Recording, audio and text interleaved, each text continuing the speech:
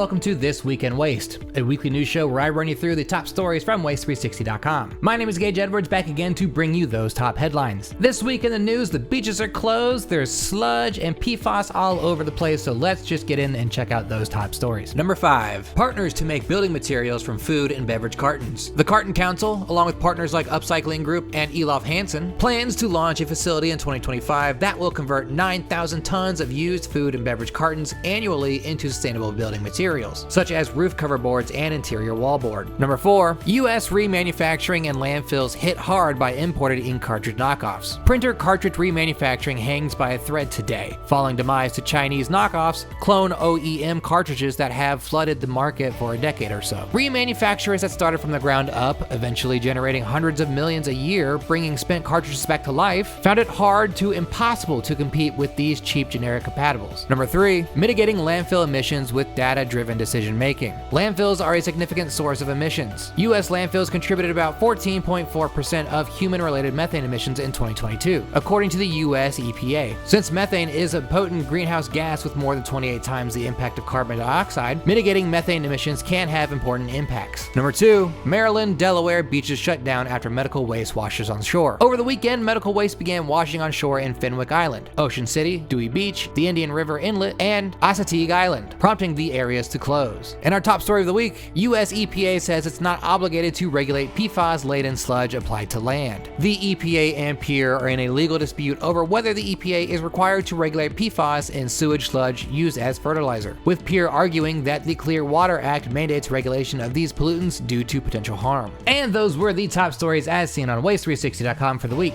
As always, if you'd like to learn more about each of these stories, head over to Waste360.com right now. And I say right now because the video is coming to an end, we got the view, and you need something else to do, so why don't you go read a bunch at Waste360.com. That's all I've got for you today, but make sure you tune into Waste360.com and our YouTube page for all the latest updates from us. As always, thanks for watching.